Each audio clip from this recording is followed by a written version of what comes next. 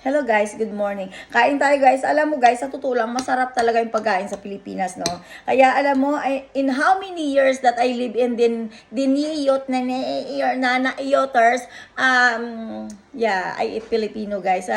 Ayoko kasing kumain ng pagkain ni Judas. Baka makalunok pa ko ng sipon niya. I make my own food, Filipino love food, Ayun, we love food, alam mo guys, sa totoo lang dito, kapag may anak ka, 5 years old pa lang yung anak mo, maririnig mo kapag pinapagalitan mo sa bahay, sabi niya gano'n, no? Yapistema sel mua, Bimlerdo de, ibogisto, ibogisto. Then daw mua pasa pumay. Hon lermay o siya, yabistema sel. Magdidesisyon na daw siya sa sarili niya kasi 5 years old na siya. Astig na. Ayun guys, tinuturuan mo yung anak mo to be a good person. Tinuturuan naman nila ng ayoters nila base sa kempe-kempe, tinggel pipe. Yun. Ayun, success naman. At yung mga kaibigan ko nga ay yun na nagkahiwa-hiwalay kami guys. Hindi lang talaga sinadya na mangyari. Nagkahiwa-hiwalay kami ng mga kaibigan kong matitino. At pinipilit na maging biktima ng Arioters. Thinkers, how can you make trouble? And then how can you kill person in a silent way? Silent miming way. Diba nakita nyo naman, Diyos ko, sila yung tipong taong kapag guilty, run after, to hide someone. Using someone to hide, Nagets nyo ba yung English ko? Ginugulo-gulo ko lang. I need to try it. Somebody will, bash me because I'm not good in English, The important, if you are here, you're good in Danish, guys. That's very, very important. And if you know how to speak to, huha. Ayun nga guys, ang nangyayari, hindi ka naman talaga binibigyan ng chance to stay honest. Pinaasa ka lang sa wala. Parang paaasahin ka konti at destroyed later. Give you hope, destroyed later.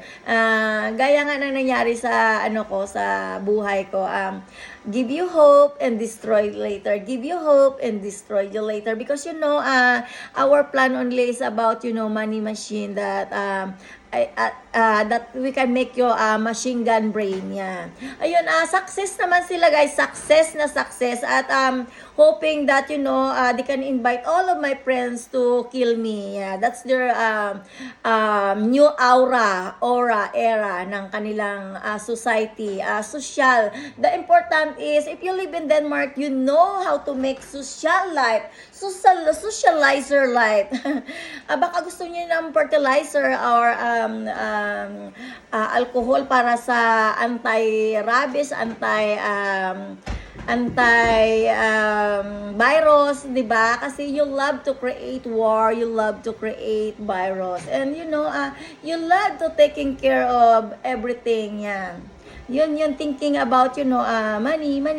How can I keep money inside the Denmark? Honest guys, if you live here in Denmark, tapos mayroon kang property sa country mo, hinahabol yan nila for tax. You need to pay tax because you have a property in your own country. Pero honest guys, before you build a house or before you have a property in your own country, it's clean already, you paid tax already. Pero Diyos ko, dito very wise, we need to have more money, more income is best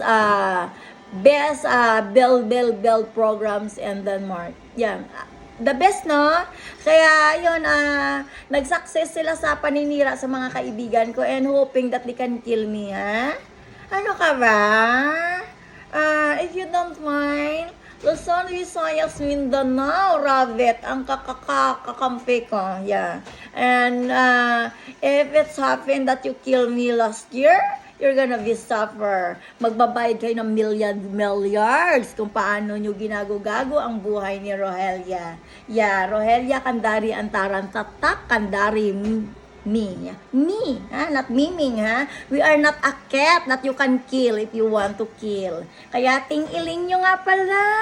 Ting-iling, dong-dong ng kaung-ungan nyo, ng kaninok-ninokan, ng kaek-ekan nyo. Sasabihin nyo, hehe, kunhaingin bina. Ha? Really? Wow. But you know what? People's mouth, Filipinos' mouth, you cannot control that because you know, we are a good people. You cannot invite Filipino to your own lie story to hide all the time. You know what? Even that you keep smells bad, smell breath or bad breath. Later on, it's come out because smelly is it's free to come out, yeah, and you know, it's not good if people will smell something smelly.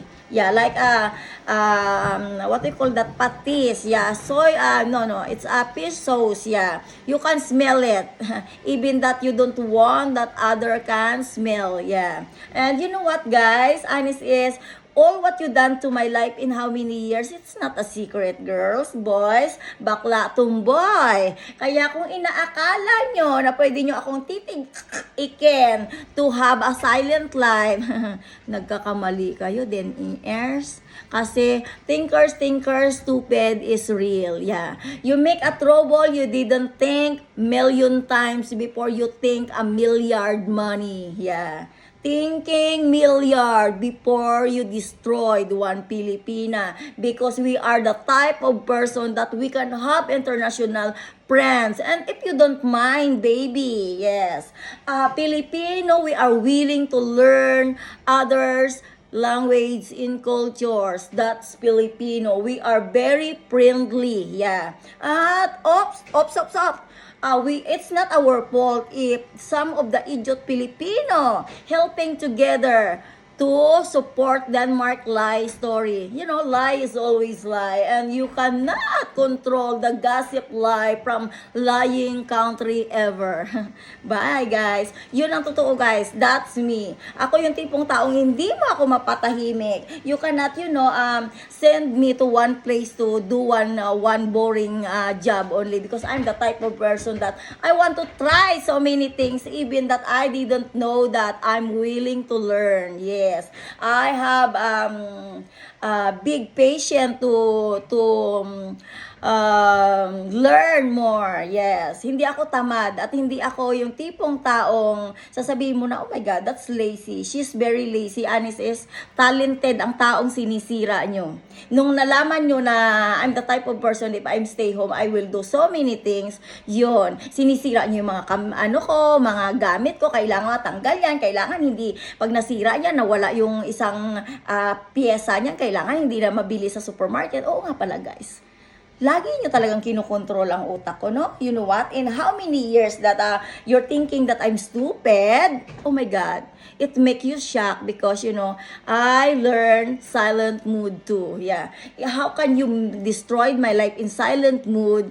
I learn more. More than this person that, you know, walking in the street, pretend that, but you know, ano ko yan, guys, spy, yeah. Spy reporters, machine gun, yeah, that he can create a war, pretend that he is crazy but he is not choknat, poknat. Kung may poknat yan sa ulo, guys, sa problema na bit-bit ng eryoters, ayun, guys, ang katotohanan, punong-puno sila ng kasinungalingan. At kung kailangan nilang good publicity, smile. They will do their best effort to smile, to hide so many crimes, create crimes, yeah. Ayun lang, guys, siguro marami kayong natututunan sa aking YouTube channels. Honest is, that's me. I want to share what I want to share. Lalong-lalo na kung anong knowledge mayroon ako. At yung mga sinasabi nila na I'm a dom earth, yun sila, guys, yun sila si dom earth, yeah. Kaya yun, guys, bago kayo maging friendly ng me, ayun, think billion times before you accept their money because you know they can destroy your dignity because of that coins. You know what they said? Filipino can we can pay them a coins. Yes, we can pay a small amount of money. They will happy for that already. And you know it's cost nothing here. Oh nga pala no. Ganyan lang ang tingin nyo sa mga Pilipino, maliit lang. Pero tandaan nyo ha, tandaan nyo ang tatak, Rogelia Candari Antaran, kung paano nyo sinira sa country nyo, na kahit mamatay kayo sa kanunuan nyo, hindi nyo makakalimutan ng isang Pilipina kung paano nyo winarak ang dangal ko nang walang matinong explanation. Kaya yun nga pala, high school lang ako guys, pero kung nag-aral ako dito at binigyan ako ng chance na mag-aral, for sure, ang ganda-ganda ng career ko pag uwi ko ng Pilipinas, na hindi ko na, alam mo, kahit na high school lang ako, hindi mo ako mapapakain ng isang menu lang kasi ganun ang family ko, ganun ang tatay ko. Mamamalingki yan ngayon, bukas iba na naman ang ulam namin. Hindi mo kami mapapakain ng ginamos hanggang sa mamatay kami. Dahil yung tatay at nanay ko ay masipag. Masipag, yes. Kaya hindi sa ipinagmamayabang, yung nagyayabang-yabangan na kapitbahay na yan yung mga kapitbahay na tamad, naghihintay ng susungkitin, maka-stolen lang. Stolen something is real, By the way guys, it's not my fault if I have stupid neighbors in Philippines because stupid is always stupid, and you know sad that they have a companion, best companion here that yun. Ayun guys, by the way guys, have a nice day sa inyong lahat. At keep praying mga Pilipino. Alam ko na mga Pilipino ay napaka-relihiyoso at hindi magpapatinag sa isang demonyo. Ayun, bye. Have a nice day sa inyo. God bless you all. Bye-bye.